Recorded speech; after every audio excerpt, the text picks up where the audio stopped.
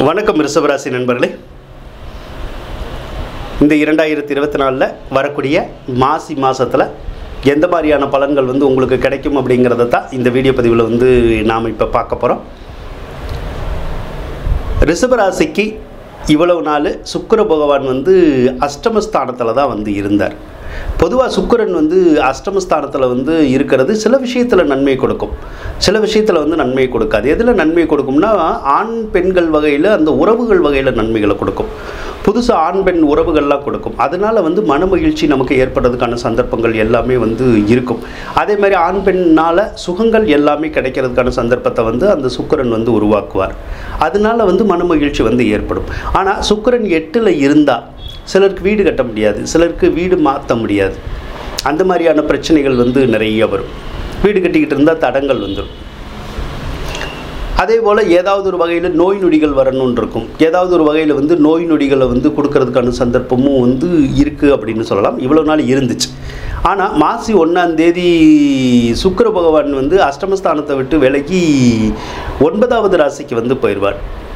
அதுக்கப்புறம் சுக்கிரன் 9ல் இருந்தால் உங்களுக்கு நல்ல யோகங்கள் கிடைக்கணுங்கிறது விதி. அதனால் நல்ல யோகங்கள் கிடைக்கிறதுக்கான சாத்தியக்கூறுகள் உங்களுக்கு நிறைய இருக்குங்க.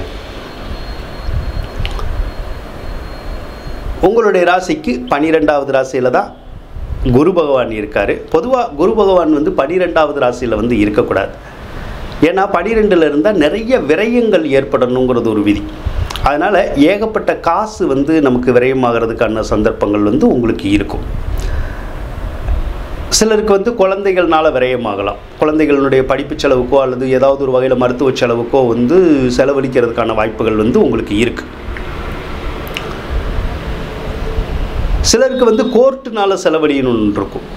அப்போ ஒரு சிலருக்கு வம்பு வழக்குகள் தேடி வந்துடும். அதனால கூட செலவழியும்.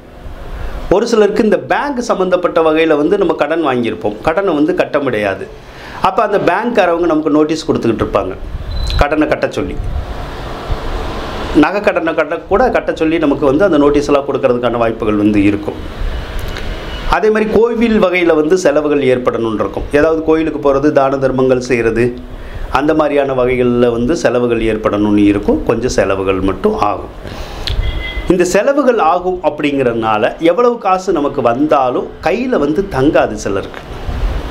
அப்போ வர்ற காசு பூரா செலவாகிக்கிட்டே இருக்கணுங்கிற ஒரு விதி இருக்குது.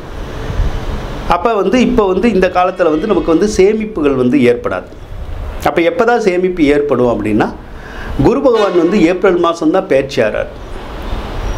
அதுக்கப்புறம் தான் உங்களுக்கு அந்த விரைய செலவுகள் அப்படிங்கிறது குறையும். அது வரைக்கும் ஏதாவது ஒரு வகையில் உங்களுக்கு விரைவு செலவுகள் கொஞ்சம் இருந்துக்கிட்டே இருக்கும். சரிங்களா? அதே மாதிரி இந்த செக்கு கொடுக்குற விஷயத்துலலாம் ரொம்ப நீங்கள் கவனமாக இருக்கணும். ஏன்னா நீங்கள் செக்குலாம் கொடுத்தீங்கன்னா பிரச்சனை வரும். அதே மாதிரி அடுத்தவங்க செக்கு கொடுக்குறாங்கன்னு நீங்கள் வாங்கினீங்கன்னாலும் அந்த பண மோசடி ஏற்படுறதுக்கான சந்தர்ப்பங்கள் இருக்கும். அதனால் அந்த செக்கு சம்மந்தப்பட்ட விஷயங்கள்லாம் ஈடுபடுறதை நம்ம தவிர்க்கிறது நல்லது. அதே மாதிரி இந்த லாட்ரி, ரேஸு, சூதாட்டம், ட்ரேடிங் பண்ணுறாங்கல்ல, ஷேர் மார்க்கெட், அதெல்லாம் அந்த லைனுக்குள்ளெல்லாம் கூட போகக்கூடாது. அதிலெல்லாம் போனாலும் நமக்கு மிகப்பெரிய லாபங்கள் கிடைக்காது. ஏதாவது ஒரு வகையில் நமக்கு நஷ்டங்கள் தான் ஏற்படுற மாதிரி இருக்கும். அதனால் அந்த வகையில் போகாமல் இருந்தீங்கன்னா உங்களுக்கு நல்லது நடக்குங்க. சரி, ராகு பகவான் உங்களுடைய ராசிக்கு 11வது ராசியில் தான் இருக்கார். ராகு 11ல் இருந்தால் எடுத்த காரியங்களில் ஈஸியாக வெற்றி பெறலாம். சின்ன முயற்சி எடுத்தால் கூட அதுக்கு மிகப்பெரிய நல்ல பலன்கள் கிடைக்கிறதுக்கான சந்தர்ப்பங்கள் உங்களுக்கு இருக்குங்க. எதிர்பாராத காரியங்களில் கூட வெற்றிகள் கிடைக்கும். அறியாமல் செய்கிற காரியங்களில் கூட நமக்கு நன்மைகள் கிடைக்கிறதுக்கான வாய்ப்புகள் வரும். அதனால் ராகு 11ல் இருந்தால் அள்ளி கொடுப்பார் அப்படிங்கிறது ஒரு விதி இருக்குது. அதனால் ராகு பகவான் இந்த 2024 ஃபுல்லாகவே உங்களுக்கு லாபஸ்தானத்திலே தான் இருப்பார். அப்போ இந்த வருடம் பூராமே ராகுனால் உங்களுக்கு யோக பலன்கள் கிடைக்கிறதுக்கான சந்தர்ப்பங்கள் நிறைய இருக்கும் அப்படின்னு நம்ம சொல்லலாம். சரி, கேதுவை பொறுத்தளவு உங்களுக்கு 5வது ராசியில் தான் இருக்கார். கேது பகவான் 5வது ராசியில் இருந்தால் புத்திர தோஷம் அப்படின்னு சொல்லுவோம்.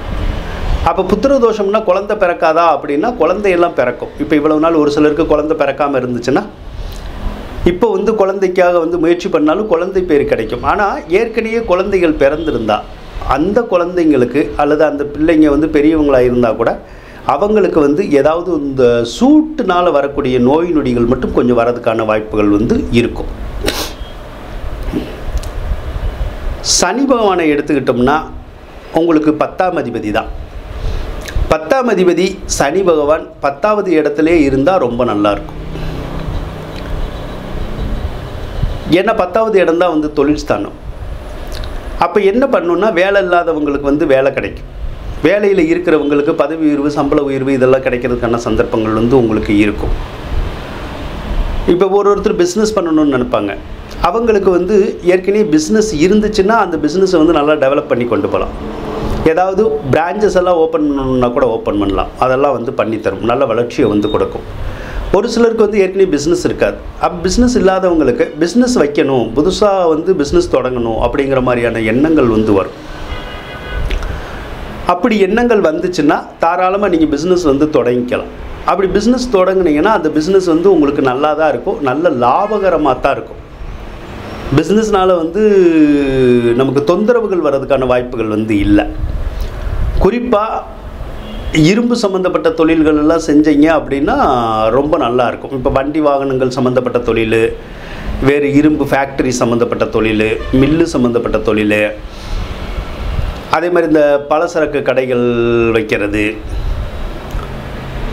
அந்த மாதிரி தொழிலெல்லாம் வந்து நம்ம செஞ்சுக்கலாம். அப்படிலாம் செஞ்சோம்னா உங்களுக்கு நல்ல யோகங்கள் வந்து கிடைக்கிறதுக்கான வாய்ப்புகள் வந்து இந்த வருஷம் வந்து உங்களுக்கு இருக்குங்க. 10ஆம் அதிபதி 10லேயே இருக்கிற போது நல்ல பேரு புகழெல்லாம் கிடைக்கும்.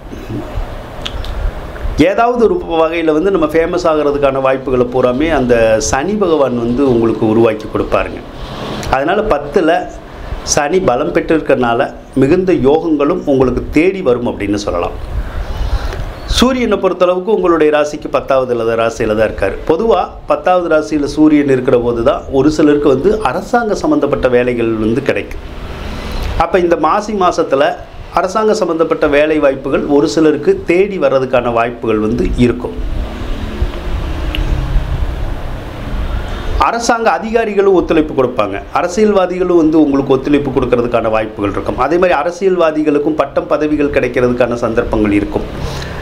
ரிஷப ராசியை சேர்ந்த கவர்மெண்ட்டில் வேலை பார்க்கக்கூடிய அதிகாரிகளுக்கு பதவி உயர்வெல்லாம் கிடைக்கிறதுக்கான சந்தர்ப்பத்தை அந்த சூரிய பகவான் வந்து உருவாக்குவார். ஒரு சிலருக்கு வீடு கட்டணுங்கிற எண்ணங்கள் வரும், ஒரு சிலருக்கு சொத்துக்கள் வாங்கணுங்கிற எண்ணங்கள்லாம் வரும். நீங்கள் வாங்கணுன்னா தாராளமாக வாங்கிக்கலாம். அதெல்லாம் வந்து உங்களுக்கு சூரியன் வந்து பண்ணி தருவார். புதனை பொறுத்தளவு உங்களுடைய ராசிக்கு 10வது ராசியில் தான் மாதம் 1ஆம் தேதி வந்து பேச்சியாகி இருப்பார். அப்போ புதன் 10ல் இருந்தாலும் உங்களுக்கு நல்லது தான். ஏன்னா புதன் பகவான் தான் உங்களுடைய ராசிக்கு 2ஆம் அதிபதி. அப்போ 2ஆம் அதிபதிங்கிற போது பணத்தை கொடுக்குறவர் அவர் தான். அப்போ புதன் நல்லா இருந்தால் மட்டும்தான் நமக்கு வந்து பணம் வந்து வரும். அப்போ இப்போ இந்த மாதம் வந்து புதன் வந்து உங்களுக்கு நல்லா தான் இருப்பார். அப்போ பொருளாதாரம் இந்த மாதத்தில் வந்து உங்களுக்கு சிறப்பாக இருக்கும் அப்படின்னு சொல்லலாம். அதே மாதிரி கடன் காட்சிகள்லாம் இருந்தால் கடன்கள் எல்லாம் அடைக்கிறதுக்கான சாத்தியக்கூறுகள் வந்து ஒரு சிலருக்கு இருக்கும். ஒரு சிலருக்கு கல்வித்துறை இருக்கு இல்லையா, அந்த கல்வித்துறை, பத்திரிகை துறை, அந்த மாதிரியான துறையில் வந்து வேலை வாய்ப்புகள் கிடைக்கிறதுக்கான சந்தர்ப்பங்கள் வந்து இருக்கும். ஒரு சிலருக்கு ஐடி ஃபீல்டுல வேலை கிடைக்கலாம். அடுத்து செவ்வாயை எடுத்துக்குவோம். செவ்வாய் பகவான் வந்து உங்களுடைய ராசிக்கு 7ஆம் அதிபதி தான். 7ஆம் அதிபதி 9ல் தான் இருக்கார். 7ஆம் அதிபதி 9ல் இருக்கிறது வந்து உங்களுக்கு நல்லது தான். ஏன்னா 7ஆம் அதிபதி 9ல் இருந்தால் நம்ம திருமணம் முடிச்சிருக்கோம் இல்லையா, கணவன் மனைவி இருக்காங்கல்ல, அவங்களால வந்து மிகுந்த யோகங்களும் நன்மைகளும் கிடைக்கும். கணவனுடைய உறவினர்கள், மனைவியினுடைய உறவினர்கள்னால, அவங்களுடைய வீட்டார்கள்னாலாம் மிகுந்த யோகங்களும் நற்பலன்களும் கைக்கூடி வர்றதுக்கான சந்தர்ப்பத்தை அந்த செவ்வாய் வந்து செஞ்சு தரதுக்கான வாய்ப்புகள் வந்து உங்களுக்கு நிறையா வந்து இருக்குங்க. செவ்வாய் வந்து 9வது ராசியில் இருக்கிறதுனால உங்களுடைய தந்தைக்கு மட்டும் இந்த மாதம் வந்து நிறையா குழப்பங்கள் வரும், நிறைய கோபதாபங்கள் வரும், ஏதாவது ஒரு இழப்பீடுகள் வந்துடும். அதனால் அவர் வந்து ஏதாவது ஒரு விதத்தில் கவலைப்பட்டுக்கிட்டே இருப்பார். அப்படி கவலைப்படலைன்னா ரொம்ப டென்ஷன் ஆகி கோவப்பட்டுக்கிட்டே இருப்பார். அப்போ யாரு கூட சண்டை சச்சரவெல்லாம் வரதுக்கான வாய்ப்புகள் வந்து வரும். அதனால் உங்களுடைய தந்தை கூட பேச்சுவார்த்தை நம்ம பண்ணுற போது ரொம்ப கவனமாக இருக்கிறது வந்து நல்லதுங்க. கிரகநிலைகள் எல்லாமே உங்களுக்கு வந்து சிறப்பாக இருக்கிற மாதிரி தான் இருக்குது இந்த மாதத்தில். ஒன்றும் பெரிய சிக்கலாக இருக்கிற மாதிரி வந்து தெரியலை. அப்போ இந்த மாசி மாத கிரக நிலைகள் நல்லா இருக்கிறதுனால உங்களுடைய வாழ்க்கையும் நல்லா இருக்கும் அப்படின்னு சொல்லலாம். நீங்கள் நினச்ச காரியம் நடந்து மனமகிழ்ச்சியோடு இருக்கிறதுக்கான சந்தர்ப்பம் இந்த மாசி மாதத்தில் உங்களுக்கு கிடைக்கும் அப்படின்னு சொல்லி கூறிக்கொண்டு விடைபெறுகின்றேன். நன்றி, வணக்கம். ரிஷபராசிக்காரங்களுக்கு இந்த வீடியோ பிடிச்சிருந்தால் லைக் பண்ணுங்கள், ஷேர் பண்ணுங்கள், மறக்காமல் சப்ஸ்கிரைப் பண்ணுங்கள். நன்றி ரிஷபராசி நண்பர்களே.